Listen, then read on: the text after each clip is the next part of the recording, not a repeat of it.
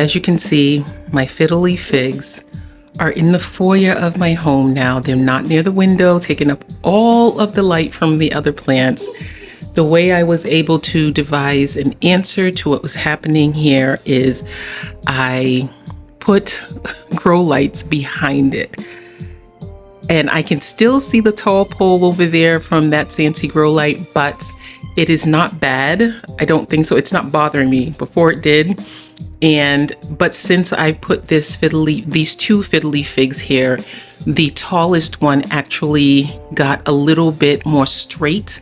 And so it was curved over, but now that it's sitting there and it's very happy, it is straight up now. I actually cut almost 2 feet off of that plant when it was outside because it kept falling down and the leaves at the top were getting damaged.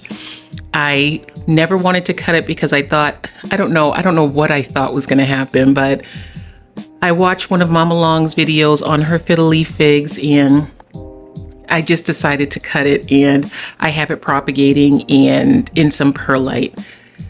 So far, I am very, very happy with the decision. I thought I was going to be devastated. For a little while I was, but when I saw the other part of the plant propagating, I said, okay, I can do this. But I have these two sitting out here, and I think it gives a very cozy vibe to this area. Normally, I don't like to have too much of anything going on in this front hallway because it's overwhelming as soon as you walk through the door. But because it almost looks like it's just one plant, I think it's okay. And then over to the side, you'll see my pumpkins on the floor next to my daughter's boots. And I just keep, the scarves that I have in this front area are the scarves that I'm currently wearing. So I have those sitting there and it gives it a nice fall, warm, cozy vibe.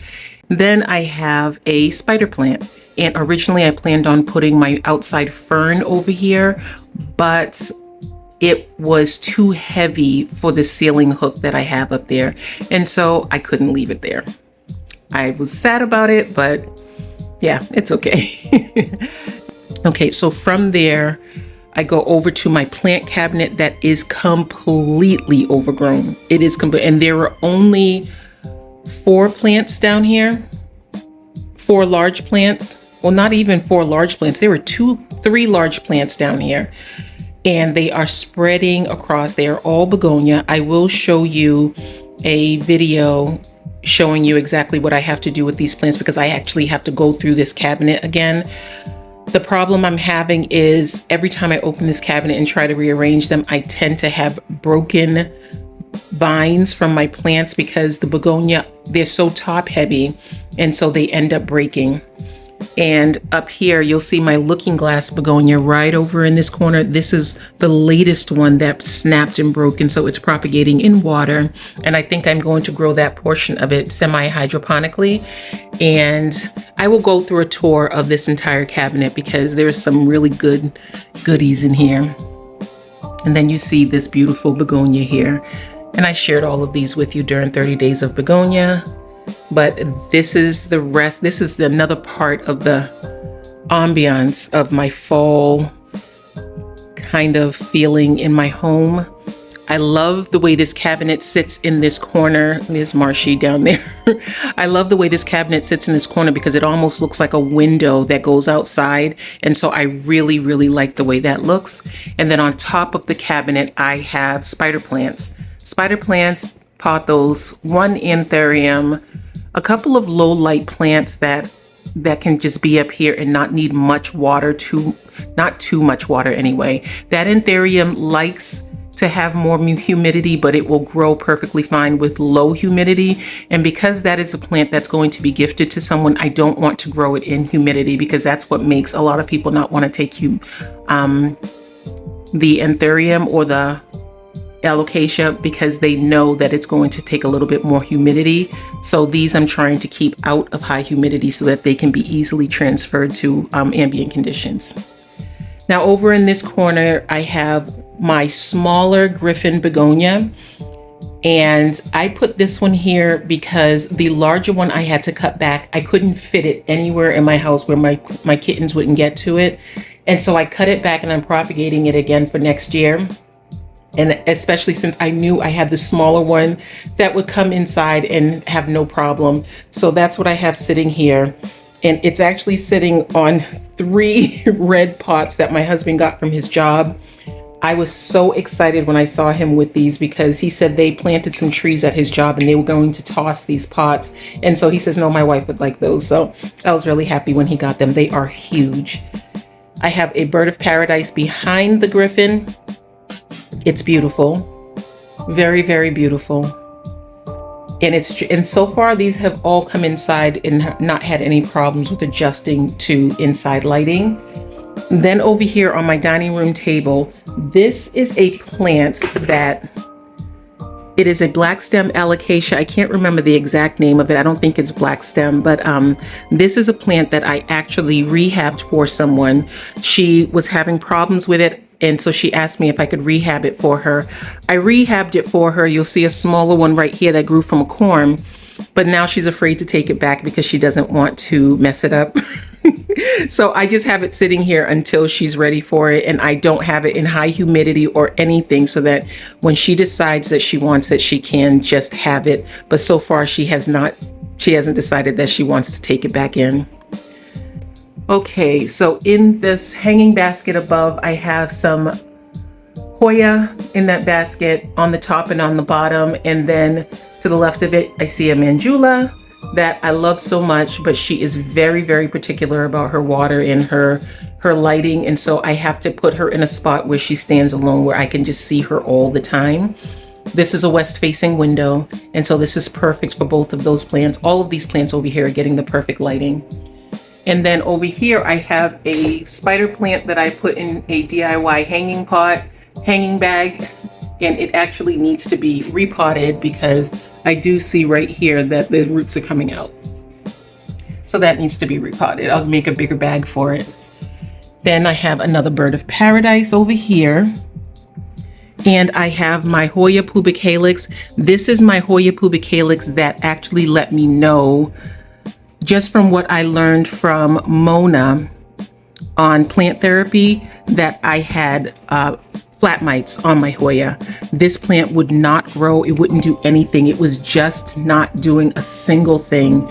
And so I started treating it with the sulfur, and then it took off. So it's I took off most of the leaves that were badly affected, but some of them are still on there. But I know that it's fine now because, not that I looked at it under a microscope, but because it is growing so much. I mean, it just took off in growth after I treated it a number of times for flat mites.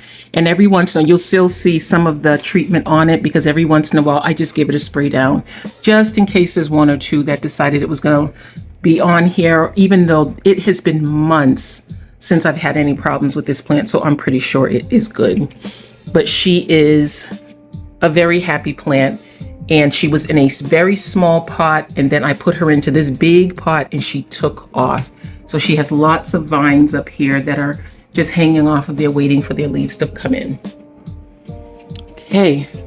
Now over here, I brought in my palm. That I love a good palm inside the house. I think it gives such a beautiful tropical feel. And even though I'm decorating for the fall, this tropical feel next to this sofa is everything to me. Decorating this window is always my favorite thing for any season because this is the window that leads to Eden. And I like for that to be a part of my living space, my inside living space. And when this window is perfectly decorated, that's exactly what it becomes. And so I have this beautiful palm here. And I also brought in, for the first time in such a long time, this peperomia. I haven't had this thing in here. And so, no, it's a Pilea peperomoides. I always call it a peperomia. Pilea peperomoides. And I haven't brought this inside the house for so long. It was getting a little bit too much sun outside, so it has some sunned leaves, but it's okay. I think she's beautiful. I love the way she looks, and I think she'll like her winter stay over here. Over here, this is technically not in this room, but this is a heartleaf philodendron. And as you can see, she's extremely long. I had a grow light up above her that I have to put back, but I had to change it into another spot. And so for right now, it's okay because these plants right here actually thrive when you give them a little bit less light. This one grew in less light, and that's why it grew so long. It is a plant that it will just grow really nicely if it's just getting dappled light. So I'm sharing it now, but in reality, it's a part of my plant window upstairs, which is right over there. And you can see my little kitten. Is that Grammy? Yeah, that's Gram right there on the ledge. And I will definitely share with you that part of my home. That's the complete tour of this dining area that used to be my living area.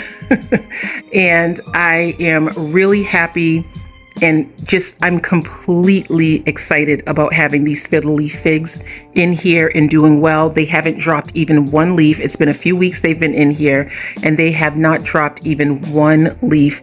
The leaves look very happy. The tree stood up a little bit taller. There is a humidifier on the floor behind these fiddle leaf figs. So of course it's going to be extremely happy. Wherever it's lacking in anything else, it's doing really well with the humidifier back there. So I'm really, really excited about this. I mean, really, really excited because as you can see, these things are trees in their own right. So to have them in the window upstairs, it really makes it so that it's just taking all of the light from the other plants. But over here, it just has its own little place to be and to be very happy. Thank you so very much, guys, for watching. And I look forward to sharing some more spaces with you for my fall setup. I'll talk to you soon. Bye.